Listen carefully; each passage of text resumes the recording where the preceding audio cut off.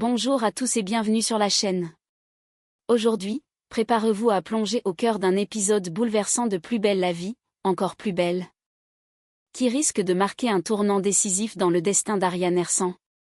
Alors que la policière tente désespérément de garder la tête hors de l'eau, un enchaînement d'événements tragiques vient faire voler en éclats ce qui lui restait encore de repères. Une nuit trouble, un réveil terrifiant. Et un corps sans vie à ses côtés. Le cauchemar commence au petit matin, dans une chambre qu'elle ne reconnaît pas, avec du sang sur ses vêtements et un couteau ensanglanté posé sur le lit. L'homme à ses côtés n'est autre que le procureur Durieux. Est-il mort? A-t-elle fait l'irréparable? Ou a-t-elle été piégée de la manière la plus immonde qui soit? Dans cet épisode haletant, on assiste à la lente descente aux enfers d'Ariane, le silence institutionnel face à ses accusations, l'inquiétude de ses collègues, sa solitude grandissante. Et ce mystérieux individu qu'il observait au bar avant la tragédie. Tout semble la désigner coupable. Et pourtant, le doute persiste. Que s'est-il réellement passé cette nuit-là? Pourquoi ne se souvient-elle de rien? Et surtout, jusqu'où Durieux était-il prêt à aller? Installez-vous bien, car ce récit entre tensions psychologiques, manipulation et combat pour la vérité vous tiendra en haleine du début à la fin.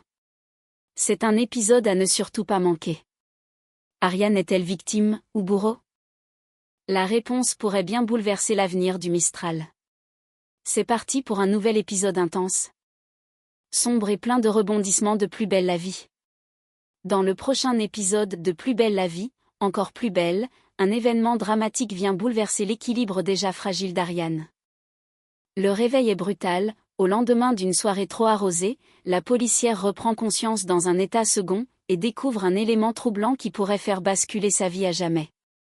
Tout commence la veille, dans une ambiance électrique.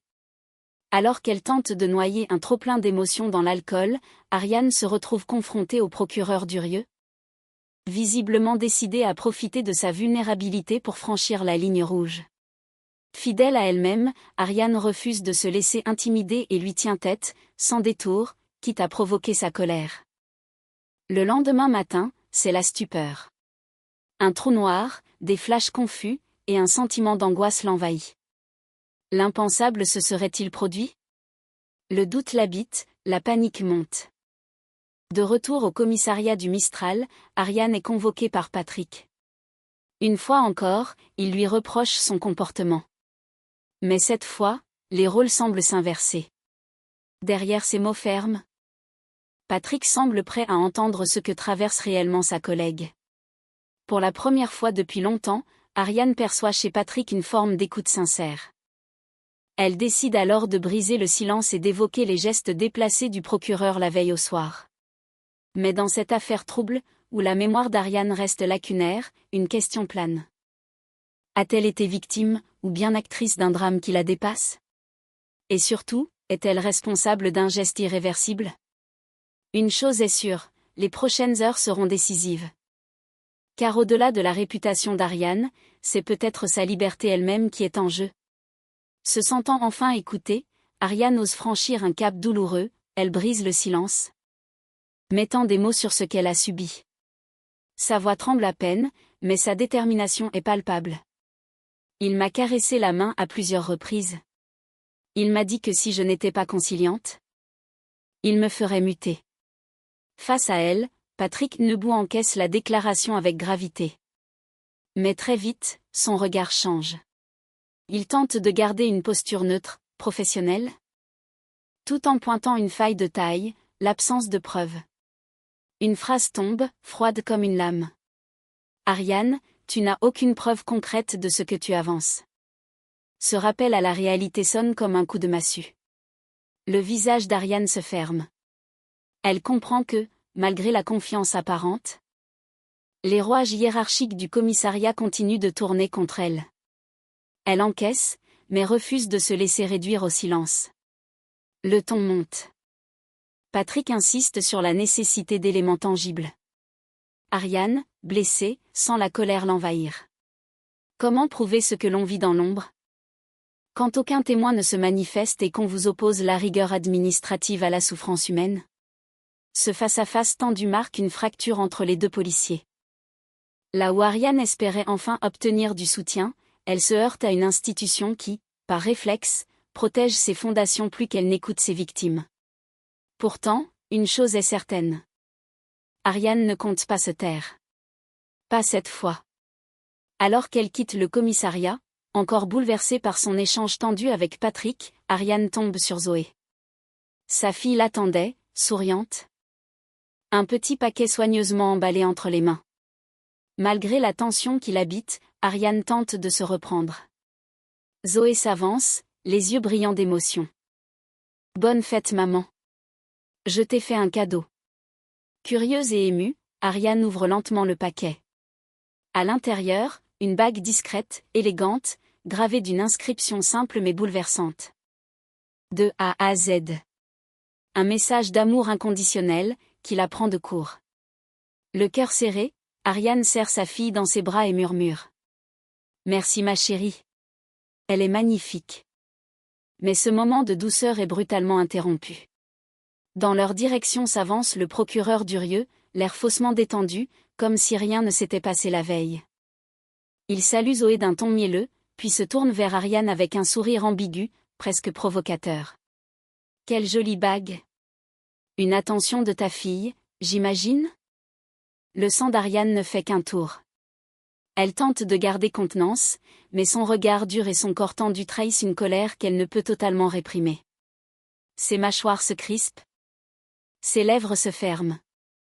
Zoé, déstabilisée par ce changement soudain d'attitude, observe la scène avec inquiétude.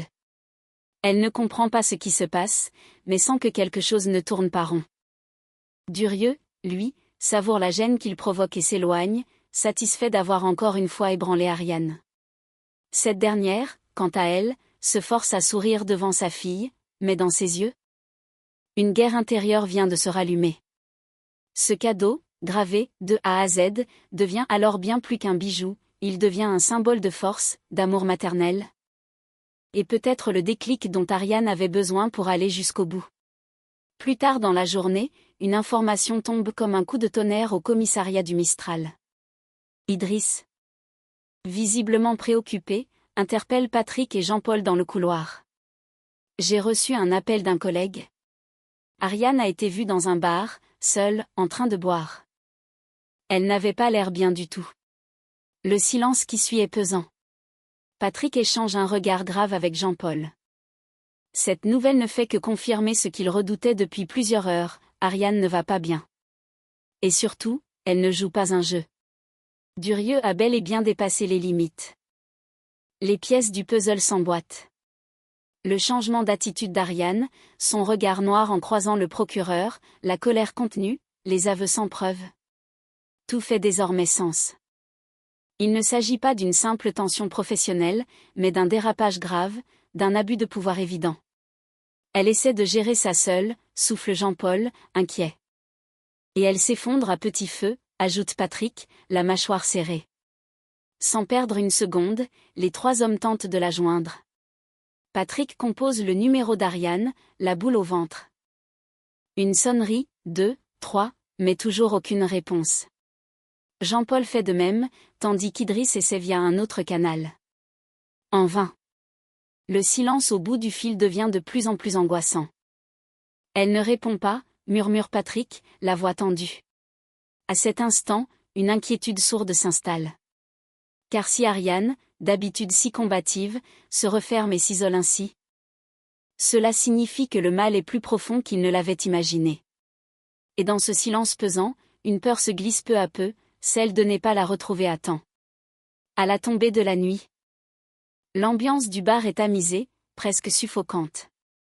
Dans un coin reculé du comptoir, Ariane est là, accoudée, le regard vide, les traits tirés, la mine sombre. Les verres se succèdent. Les appels entrants s'affichent sur son téléphone, mais elle les ignore tous. Celui de Jean-Paul s'affiche à nouveau, elle détourne les yeux, lasse, blessée. Comme si toute tentative de lien humain lui semblait désormais vaine. Un autre ? Murmure-t-elle au barman en tendant son verre vide. Le serveur, hésitant, jette un regard inquiet avant de s'exécuter. Ariane boit, non pas pour le plaisir, mais pour oublier. Elle noie sa colère, sa honte, son sentiment d'impuissance, dans un tourbillon d'alcool amer. Mais ce qu'elle ne voit pas, ce qu'elle ne sent pas encore, c'est cette présence à ses côtés. Un homme, assis à un tabouret de distance, l'observe sans un mot. Pas un voisin de comptoir anodin. Il ne cherche ni à entamer la conversation, ni à paraître amical. Il reste là, immobile, mais ses yeux ne quittent jamais Ariane. À chaque mouvement, chaque verre porté à ses lèvres, chaque souffle. Il semble enregistrer, analyser, surveiller. Son visage reste en partie dissimulé par l'ombre et la capuche de son manteau. Un frisson parcourt l'atmosphère. Qui est-il? Un inconnu attiré par la détresse d'une femme en perdition? Un manipulateur à la solde de Durieux? Un témoin silencieux venu protéger? Ou bien, un danger imminent? Dans ce silence lourd, alors qu'Ariane plonge lentement, un engrenage s'est mis en marche. Et ce regard anonyme posé sur elle pourrait bien faire basculer ce qui n'était encore qu'une chute dans l'oubli, vers un drame bien plus sombre. Le lendemain matin, une lumière blafarde filtre à travers les rideaux tirés d'une chambre aux murs pâles. L'air est figé, presque irrespirable. Dans le silence, un souffle léger se fait entendre, celui d'Ariane, étendue sur un lit défait. Son visage est marqué par la fatigue, ses traits sont tirés, ses yeux à peine entrouverts témoignent d'un profond égarement. Elle ne comprend pas immédiatement où elle est. Le corps lourd, engourdi par l'alcool et les événements de la veille, elle tente de se redresser, mais un détail fige son mouvement, des traces de sang maculent son haut. En se redressant un peu plus, elle découvre avec horreur un couteau de cuisine, posé à quelques centimètres d'elle, couvert de sang frais. La scène est irréelle, cauchemardesque. Le choc la frappe de plein fouet lorsqu'elle se tourne vers l'autre côté du lit. Durieux. Le procureur est là, allongé, torse nu, le visage figé dans une expression étrange. Entre le sommeil et l'inconscience. Du sang est également visible sur lui, sur les draps, sur ses mains. La respiration d'Ariane s'accélère. Elle regarde ses propres mains. Sont-elles tachées? Est-ce son sang? Celui de Durieux? Que s'est-il passé cette nuit? Des flashs désordonnés lui traversent l'esprit, le bar, l'alcool, l'homme étrange à ses côtés, puis le noir. Rien. Le vide. Une panique glacée l'envahit. A-t-elle été droguée? A-t-elle été piégée? Ou pire encore, a-t-elle fait quelque chose d'irréparable sans en avoir conscience? Ariane recule instinctivement. Son regard tournoie, cherchant une réponse, un indice, un échappatoire. Mais à cet instant, une seule chose est sûre, cette chambre est devenue une scène de crime. Et elle? Peut-être, la principale suspecte. Une nouvelle descente aux enfers commence. Plus brutale, plus dangereuse. Et cette fois, il pourrait ne pas y avoir de retour possible. Tremblante, Ariane se penche lentement vers le corps inerte de Durieux. Son cœur bat à tout rompre, ses mains sont glacées, son souffle court. Elle ose à peine le toucher. Mais en écartant le drap maculé de sang, l'horreur se révèle pleinement, une plaie béante au niveau de la poitrine. Le sang s'est figé autour, mais la blessure ne laisse aucun doute, Durieux a été poignardé en pleine poitrine. Un cri silencieux monte en elle, étouffé par la stupeur. Elle recule d'un pas, chancelle, se rattrape de justesse au bord du lit. Son regard se pose à nouveau sur le couteau. Puis sur ses mains. Puis sur ses vêtements ensanglantés. Tout semble l'accuser. Mais Ariane, elle, ne se souvient de rien. Le vide dans sa mémoire est total. La soirée lui échappe. Seuls quelques éclats sans cohérence, un verre qu'on lui tend, un regard pesant dans le bar, une voix masculine qui murmure quelque chose, puis le néant. La panique laisse peu à peu place à une lucidité douloureuse. Si elle a bien passé la nuit ici, avec Durieux, dans ce lit devenu tombeau, alors tout porte à croire qu'elle est impliquée. Mais au fond d'elle, une conviction brûle, ce n'est pas elle. Quelque chose ne colle pas. Elle n'est pas du genre à perdre le contrôle ainsi. Et pourquoi aurait-elle poignardé un homme dans son sommeil, sans raison apparente? Tout semble trop bien orchestré. Trop précis. Trop fatal. Ariane comprend alors qu'elle est peut-être tombée dans un piège. Un piège redoutable, conçu pour la briser. Pour la détruire. Et elle sait qu'il ne lui reste que peu de temps. D'ici quelques heures, cette scène sera découverte, et elle, plongée dans un engrenage judiciaire impitoyable. Mais est-elle prête à fuir? À se battre? Ou à faire confiance à ses collègues pour démêler la vérité avant qu'il ne soit trop tard? Une seule chose est sûre, à cet instant précis, Ariane est seule, face à l'impensable, et le doute rôde. Plus cruel que jamais. Et voilà, chers amis, cette plongée glaçante dans le cauchemar vécu par Ariane touche à sa fin. Mais une chose est certaine, rien ne sera plus jamais comme avant. Entre le doute, l'angoisse et la possibilité d'un piège soigneusement orchestré, Ariane se retrouve seule face à une mécanique implacable qui pourrait bien la broyer. Victime ou coupable? Manipulée ou responsable? La vérité, enfouie dans les brumes de cette nuit fatale, reste encore à découvrir, mais le compte à rebours est lancé.